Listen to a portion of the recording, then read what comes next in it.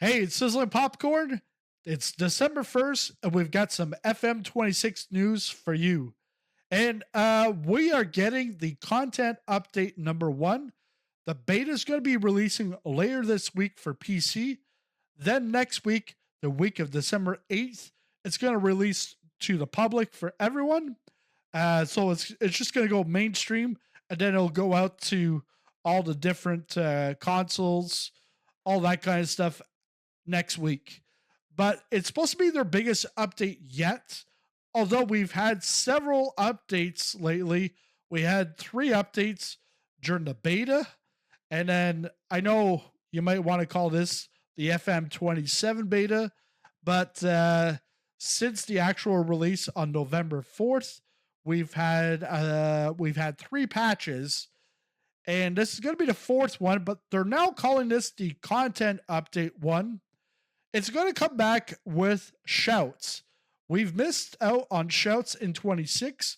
Reason why they took that out was because it wasn't working as intended back in FM24.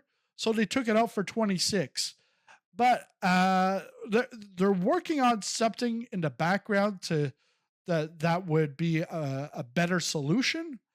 But they've now decided that because of our feedback, they're bringing it back while they work on their other solution.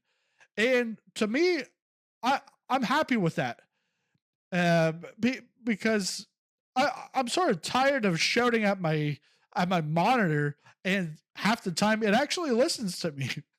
I shout something out, and then it happens. I'm like, Mwani, you got to score a goal. I just put you on. You got to score. And then the Spurs score. Who is it? Mwani. So that's working. They're also going to be doing a big match engine upgrade. There's a bunch of other updates that they haven't told us about. And they're putting a little more quality assurance on this next update, because the patch number 3 did some fixes, but then it also broke some other things like the fixtures, the calendar, and then the fixtures. Well, if you click on the fixtures bookmark, it goes to the calendar. But then that calendar doesn't have a tab for fixtures. But if you go up at the top in Portal and then you go that way, you can get the sub menu for fixtures. But I'm happy they're doing this. I like that they're communicating with us. But it's like we're getting stuff. Like they're calling this a content update 1, which should be like new features coming in. That's what it should be.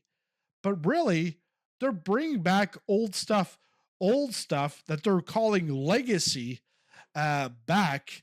Like they brought back the spacebar in patch 2. Now they're bringing back shouts. But it's almost as if it's coming back and it's a new feature.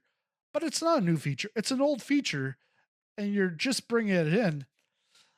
It gets me thinking, what is international management going to be like? I think it should be in the new year. Is it going to be the same as FM24? But also, international management, that gameplay hasn't really seen any updates in years. So are we getting the same thing? And then it's just going to be slapped on with the FIFA trademark on it? I don't know. Let me know in the comments below. But I like that they've been working on this game. The other thing is I've played about 110 hours in this already. The game is playable, but it's not really as enjoyable, especially in the matches when you don't have those shouts. All you got to do really is changing your squad, making substitutions, and potentially changing some tactics, which it's very cumbersome to do. But if we take a look quickly at their post in the forums, just skimming over this, they do talk about how The data shows that the time spent in match has increased significantly, up 51% from FM24. While part of this may be attributed to the introduction of dynamic mode, so the dynamic highlights, big matches, you're going to have more highlights, smaller games, you're going to have less. There has also been a notable change in how players behave in between highlights. In FM24, 90% of players opted for a faster speed, but this figure has dropped to 50% in FM26. Additionally, it is important to acknowledge the new 2D radar as a factor. But just before this, one area that stands out is the amount of time players are spending in the revamped match experience, which some players have told us feels quite passive. And I completely agree with that. But it's like, the data shows. Okay, but why do you release a game? And even Miles has interviews where he's talking about how legacy players are going to have to spend like 20 hours just to figure things out. And then you release something that's just plagued with bugs when you could have canceled it. You could have delayed it even further. It's a rushed product. But this here, it's like you're looking at data, but why didn't you look at the data coming from 24 into 26? People use shouts in 24. Why take them out? I understand they don't work the way that you intended, but leave it there while you're getting something else. Now they're doing that. Now, something else I want to talk about is this. I put a response to the feedback thread. Someone was asking if we can have a list of, the common issues, because that list hasn't really been updated since I think maybe like October 24th or like really roughly around release date, November 4th. And so Kyle Brown from Sports Interactive then replied to this guy saying, if we added, say, 100 common issues to that list, it's a stick for the public to beat us with. Why have you not fixed this yet? How did you release with this in it? Etc. Another issue would be that you may end up sitting on that list for a while due to the nature of internal priorities or complexity of a fix. And we don't want to deliver false hope that if an issue makes that list, then a fix will be imminent. Well, then I brought in my knowledge of being a content creator for Flight Sim over the last 5 years. Microsoft Flight Simulator 2020 and 2024 did not release smoothly. It was a rough start. 2020 was PC only until 1 year later, it then released to Xbox, which was another disaster. It almost took them about like 2 years really to smooth things out. But one thing that Microsoft, even with a disastrous 2024 release and saying that 2020 items were going to be compatible in 2024, like there'd be this backwards compatibility thing, that didn't work out.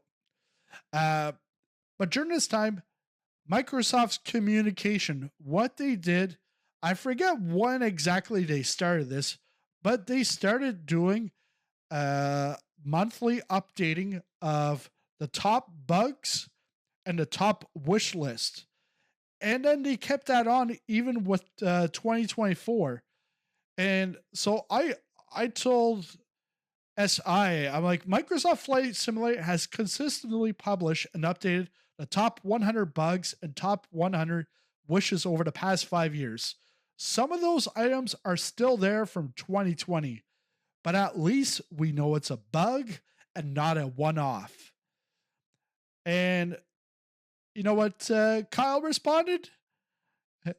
We don't make the data public, but we can see the top rated topics the same way they do from your screenshot.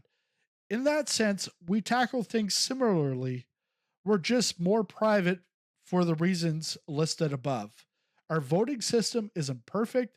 It's the first year we've trialed it out, but it's a step in the right direction, I hope. It's not a hard no to ever having a known issues list, but won't be in the short term, I'm afraid. But really, what harm does this have? Like, under investigation, no repo. So there's like when a new bug shows up, it's under investigation. It's it's not like we've got a fix and it's here. But then the stuff that has been fixed, it gets updated, and it's like, well, now rain effect on windshield non-existent is fixed in sim update 2.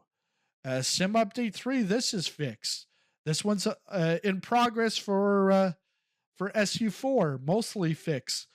So having that clear communication with us helps us, because then we know, okay, well, we brought this bug up.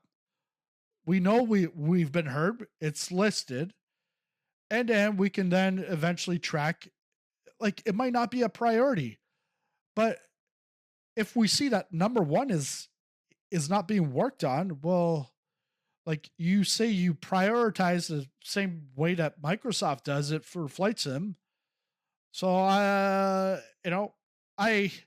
really would like to see this happen, because again, you're wasting time to send bug reports and stuff if you don't know if it's a known bug, if it's being worked on, or they haven't discovered it yet. So let me know in the comments below. Let me know your thoughts on the shouts. Because like really, I would like to just, on November 4th, I would have wanted to shoot a bottle at them, throw the bottle. I guess that's what it's called. It was throw the bottle. But I'd like to encourage them to do something like this, like be like Microsoft, even though Microsoft is not perfect, and even both of those sims are still not perfect. They're in a much better place now, but the communication and then even those devs, the top three, the guy from Microsoft, and then the top two at Asobo, the developer, all three of them, they show up in monthly Q&A sessions. Not every single month, but probably 8 out of the 12 months, because they take some time off in the summertime. And I understand these guys are like the top execs. These guys, they have like 400 or 500 people reporting to them, but they take the time, an hour and a half, to talk about updates, all that kind of stuff. I don't think we need that from SI, but something where we can see what is the known bug. Because if you go look on the forums in the bug lists, well, everything is all segregated into different parts. And then I had a bug and I didn't even know how to categorize it. I didn't report it because I didn't know where to go. And then I was just like, I'm wasting my time. But that's it for this video. I'll have another update later this week once we get the beta access to the content update number 1, and hopefully we have a much better experience. But thanks a lot for watching, and make sure to subscribe, because this is a brand new channel all on Football Manager, and I'll see you in this next video.